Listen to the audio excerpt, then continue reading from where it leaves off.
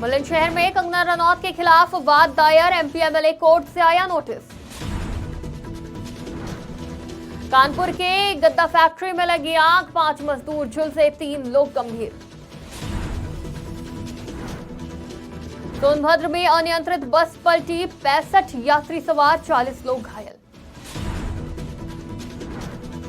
कानपुर में 2 साधुओं की हुई दर्दनाक मौत, अज्ञात कार ने साधुओं को कुचला। नमस्कार, आज की खबर में आपका स्वागत है। मैं हूं आपके साथ शिखा मेहरोत्रा। शुरुआत करते हैं उत्तर प्रदेश खबरों की। बॉलीवुड एक्ट्रेस और लोकसभा सांसद कंगना रनौत मुश्किलों में घिरती नजर आ रही हैं। इस बार बुलंदशहर एमपी एमएलए कोर्ट ने कंगना रनौत को नोटिस भेजा है। बता दें, कंगना ने 3 साल पहले किसान आंदोलन के बारे में आपत्तिजनक टिप्पणी की थी, जिसके बाद भारतीय किसान यूनियन के नेता गजेंद्र शर्मा ने कंगना रनौत की टिप्पणी को लेकर कोर्ट में याचिका दायर की थी। इसी शिकायत को लेकर कोर्ट ने कंगना रनौत को 25 अक्टूबर को कोर्ट में उपस्थित होने की नोटिस जारी की है।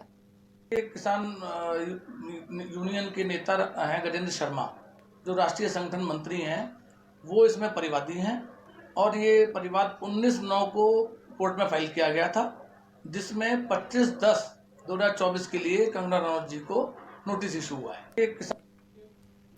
कानपुर देहात की एक फॉर्म गद्दा फैक्ट्री में आग लग गई। बता दें, फैक्ट्री में काम कर रहे 5 मजदूर गंभीर रूप से झुलस गए, जिन्हें तत्काल जिला अस्पताल भेजा गया। वहीं 3 की हालत गंभीर बताई जा रही है। साथ ही फैक्ट्री में काम कर रहे अन्य मजदूरों को सुरक्षित बाहर निकाला गया था। इस दौरान घटना की जानकारी मिलते ही स्थानीय पुलिस और अपर पुलिस अधीक्षक मौके पर पहुंचे। वहीं दमकल विभाग के 3 से 4 गाड़ियां आग बुझाने के प्रयास में जुटी। हालांकि आग लगने का कारण अभी तक स्पष्ट नहीं हो पाया है। सोनभद्र में तीर्थयात्रियों से भरी बस अनियंत्रित होकर पलट गई, जिसमें कुल 65 लोग सवार थे। उसमें से करीब 40 लोग घायल हो गए, जिन्हें स्थानीय लोगों और पुलिस की मदद से जिला अस्पताल में भर्ती कराया गया। इस मामले में सीओ सिटी ने बताया कि तेज रफ्तार होने की वजह से बस कंट्रोल नहीं हुई और पलट गई। हालांकि इस हादसे में अभी तक कोई कैजुअलिटी की सूचना नहीं है। तो हमें सूचना मिली कि मारकुंडी घाटी पर चौपन से रॉबर्टगंज की ओर जो आने वाला रास्ता है, उस पर एक बस पलट गई है और मौके पर पहुंचने पे देखा गया कि लोग घायल हैं। बस पलटी हुई है। 44 लोग कुल भी हॉस्पिटल में भर्ती कराए गए हैं और सबका प्रॉपर ट्रीटमेंट हो रहा है। हमने डॉक्टर से भी बात कर ली है और अच्छी तरीके से सबका इलाज किया जाएगा और सबको अपने गंतव्य स्थल तक सुरक्षित पहुंच।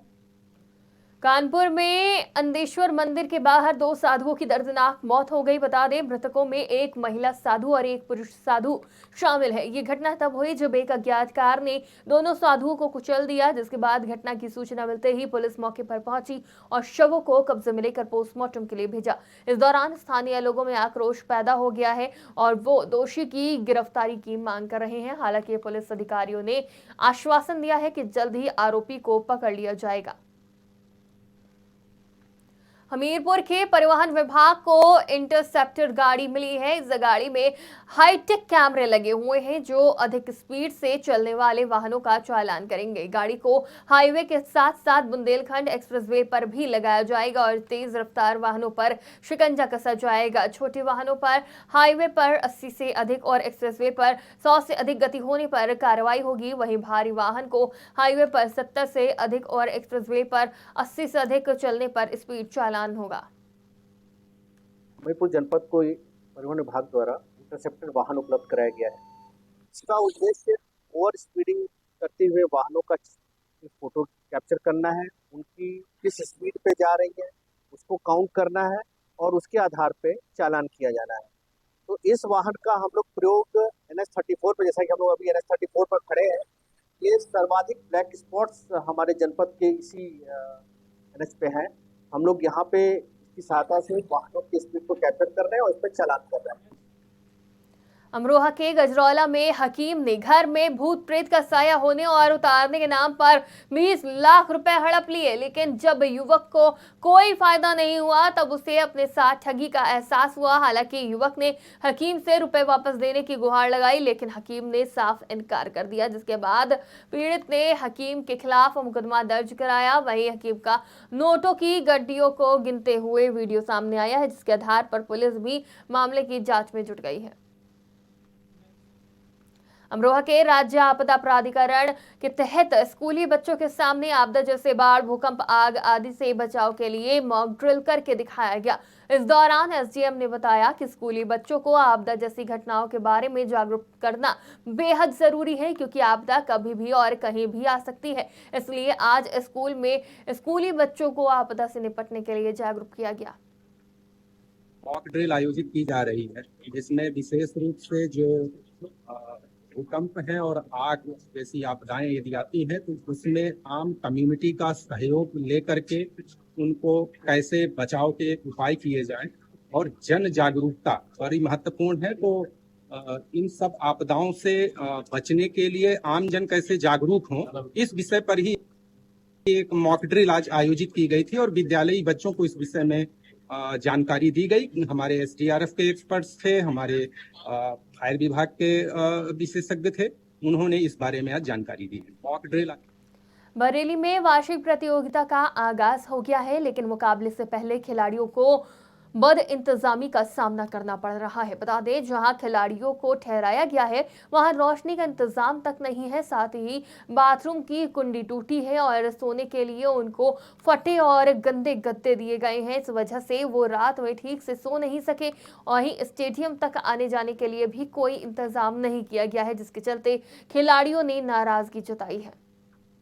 प्रतियोगिता है, ये राज्य स्तरीय महिला बास्केटबॉल और हैंडबॉल की प्रतियोगिता है, जिसमें पूरे प्रदेश के 18 मंडलों से लगभग 400 बच्चे यहाँ प्रतिभाग कर रहे हैं। क्योंकि कल प्रतियोगिता का पहला दिन था और हम लोग खिलाड़ियों के रहने की व्यवस्था स्टेडियम के आसपास स्थित विभिन्न विद्यालयों में करते हैं।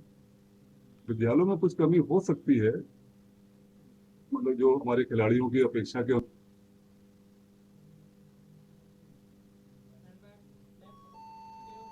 बिजनौर में अब स्वच्छ हवा के लिए भी लोगों को टैक्स चुकाना पड़ेगा। बता दें, वन विभाग ने पार्क में प्रवेश के लिए प्रति व्यक्ति 10 और बुजुर्ग लोगों के लिए 200 प्रति माह का टैक्स और शुल्क निर्धारित किया है। वहीं विपक्षी दलों को एक मुद्दा मिल गया है। इस दौरान कांग्रेस ने वन विभाग की कारस्तानी पर सरकार की तानाशाही करार दिया है और तीखी प्रतिक्रिया देते हुए पार्क में प्रवेश को निःशुल्क किए जाने की मांग करी है। सुबह मैं भी घूमने गया था, 70 साल उम्र मेरी है, मैं जने कब से घूमने जा रहा हूँ, कोई पैसे नहीं लिए जाते। जिस दिन से बीजेपी की सरकार है, ये कप्पन पे टैक्स लेते हैं। आज वन विभाग पे घूमने वालों की, इंदिरा पार्क में घूमने वालों से, सीनियर सिटीजनों से भी पैसे वसूलने के लिए इन्होंने पंपलेट लगाने का काम किया है और लोगों के साथ बदतमीजी करने का काम किया है। और वे कह रहे हैं हम लोगों को खर्चा चाहिए यहाँ की सफाई के लिए। इन्होंने तमाम हरे बाग कटवाने का काम किया है मंडावर में, वहाँ के चेयरमैन को। सुबह मैं भी घूमने गया था, 70 बुलंदशहर में मकान की छत गिरने से परिवार के 2 लोग घायल हो गए। बता दें, छत का मलबा गिरने से आधा दर्जन पशु जख्मी हो गए। वहीं 2 बकरियों की मौके पर दर्दनाक मौत हो गई। इस दौरान आस पड़ोस के लोगों ने रेस्क्यू कर मलबे के नीचे से घायल पिता पुत्री और पशुओं को बाहर निकाला। घटना की सूचना पाकर स्थानीय प्रशासन और पुलिस मौके पर पहुंची और घायलों को अस्पताल भेजा गया। ये भैंसों का दल्लान बना हुआ बड़ा और उसमें भैंस रहती हैं और घर वाले भी यहीं पे हैं। उनकी वजह से अचानक में दूध काट कर निकले बाहर को, ये धड़ जैसी मकान नीचे गिर गया है और इनमें 4-5 पशुओं की चोट आ गई है। 2 बकरी बिल्कुल ऑन स्टॉप खत्म हो गई यहीं पे और घर वालों की सौदान सिंह जो मकान मालिक हैं उनके चोट आ गई है गंभीर और उनकी लड़की भी घायल है और उनकी पत्नी भी घायल है। हमीरपुर में 3 दिन पहले हुई लूट के आरोपी को पुलिस ने गिरफ्तार कर लिया था, जिसके बाद पुलिस आरोपी की निशानदेही पर लूट का छुपाया हुआ सामान बरामद करने गई थी। वहीं आरोपी ने लूट का सामान बरामद करने के दौरान छिपाए हुए अवैध असलहे से पुलिस टीम पर फायरिंग कर दी, साथ ही वहां से भागने की कोशिश की, जिस पर पुलिस ने जवाबी कार्रवाई में आरोपी के पैर में गोली मार दी और उसे गिरफ्तार कर लिया। आज दिनांक 21/9/24 को विगत 18/9/24 को थाना मुस्कुरा जनपद हमीरपुर में घटित लूट की घटना से संबंधित वांछित अभियुक्त ओम प्रकाश पाल को पुलिस मुठभेड़ के दौरान दाहिने पैर के घुटने में गोली लगी है। अभियुक्त को इलाज हेतु सीएचसी मुस्कुरा लाया गया है। आगे की वैधानिक कार्रवाई प्रचलित है। आज हमीरपुर में अवैध मदरसे पर जिला प्रशासन की ताबड़तोड़ कार्रवाई शुरू हो गई है। वहीं डीएम के आदेश के बाद अब जिले में छापेमारी के दौरान 10 अवैध मदरसे मिले हैं जिन्हें बंद करा दिया गया है। ये मदरसे सालों से गैर मान्यता के साथ संचालित थे। जो लोग इनकम का स्रोत बनाए हुए थे वो मदरसे अब बंद कराए गए हैं। वहीं अवैध मदरसे संचालित मिलने पर मुकदमा दर्ज कराया जाएगा। लखीमपुर खीरी में प्रभारी मंत्री मुख्यमंत्री योगी आदित्यनाथ के निर्देश के बाद 3 दिन में अपने दूसरे दौरे पर लखीमपुर खीरी आए, जहां उन्होंने बाढ़ग्रस्त इलाके का दौरा किया। इस दौरान एक बुजुर्ग महिला प्रभारी मंत्री नितिन अग्रवाल के पैर छूकर अपने मकान को बचाने की गुहार लगा रही थी, जिसके बाद इस घटना का वीडियो सोशल मीडिया पर वायरल हो गया। यहाँ पे सारी स्थितियों को देख लिया है, समझ लिया है, काम हुआ है, यहाँ पहले काम हुआ है, लेकिन क्योंकि आप जानते हैं कि नदी अपना रास्ता बदलती रहती है, नई परियोजना बन के जाएगी बहुत जल्दी। माननीय विधायक जी से भी कह दिया है और माननीय आपके जिलाधिकारी जी से भी कह दिया है, बाढ़ के जो अधिकारी हैं उनसे भी कह दिया है। बहुत जल्दी एक नई परियोजना पूरी बनेगी और वो नई परियोजना शासन में भेजा जाएगा और हम लोग लग के उस परियोजना को हम लोग स्वीकृत कराएंगे। हाँ, जो मथुरा के बद्रीनाथ मंदिर में भूमाफियाओं ने रात में मंदिर पर कब्जा करने की कोशिश की। इस दौरान माफियाओं ने शिव परिवार की मूर्तियों को तोड़ दिया, जिसके बाद सुबह क्षतिग्रस्त मूर्तियों को देखकर श्रद्धालुओं की भावना आहत हो गई और मंदिर का पुजारी भी लापता मिला। इसको लेकर सूचना पर पहुंचे हिंदूवादी कार्यकर्ताओं में रोष व्याप्त हो गया है और मंदिर में की गई घटना के विरोध किया गया है। वहीं हिंदूवादी कार्यकर्ताओं ने इस मामले में कहा कि सीएम योगी के आदेशों की माफिया सरेआम धज्जियां उड़ा रहे हैं, इस पर सख्त कार्रवाई होनी चाहिए। वहाँ जो हुआ है 100 साल पुराने प्राचीन मंदिर को तोड़ा गया है। जैसा जानकारी में आया, पुजारी को मार पीट के भगा दिया गया, ताला बंद है। आपके पीछे यहाँ शिव परिवार का मंदिर था, मूर्तियां पीछे उसका विग्रह पड़ा हुआ है, टूटी पड़ी हुई है। पिलर लगा के कॉम्प्लेक्स बनाने की तैयारी की गई है। ऐसा सूचना आई है कि सादाबाद का कोई चौधरी साहब है, जो भी कोई हो, लेकिन शासन की मंशा साफ है कि किसी भी भूमाफिया जो भी ऐसी कार्रवाई करता है, धार्मिक चीजों को तोड़ता है, उसके खिलाफ कार्रवाई होगी। हाँ, जो हुआ है, देखा गया गड्ढे खोद रहे थे तो मैंने उससे आकर के पूछा था, बेटा ये क्या कर रहे हो? बोले साहब जो है क्या उन्होंने चंद्रा ज्वेलर्स से कोई उन्होंने खरीद ली है। तो मेरा अरेस्ट हो गया था। मैंने भैया करा, जो कुछ भी कर सकता है मालिक है।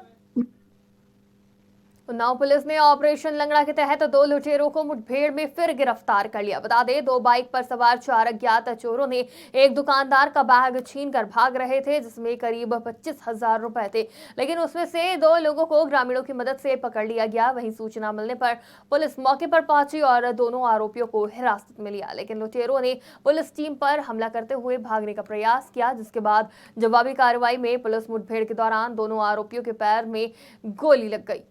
थाना बिहार के ग्राम दुबई के पास एक युवक से कुछ बदमाशों द्वारा लूट की घटना की गई। इस संबंध में तत्काल बिहार पुलिस द्वारा मौके पर पहुंचकर घटना में शामिल 2 व्यक्तियों को गिरफ्तार कर लिया। इन 2 व्यक्तियों के पास से घटना से संबंधित 10,000 रुपये की बरामदगी हुई है और बरामदगी के दौरान ये दोनों बदमाश भागने का प्रयास किए। पुलिस द्वारा पीछा करने पर इनके द्वारा पुलिस पार्टी पर जान से मारने की नीयत से फायरिंग की गई। जवाबी पुलिस द्वारा फायरिंग की गई, जिसमें 2 बदमाशों को चोट लगी है और इनको सीएससी अस्पताल में इलाज के लिए भेजा गया है। थाना बिहार के उत्तर प्रदेश की खबरों में फिलहाल इतना ही। देश और दुनिया की तमाम खबरों के लिए देखते रहिए आज की खबर।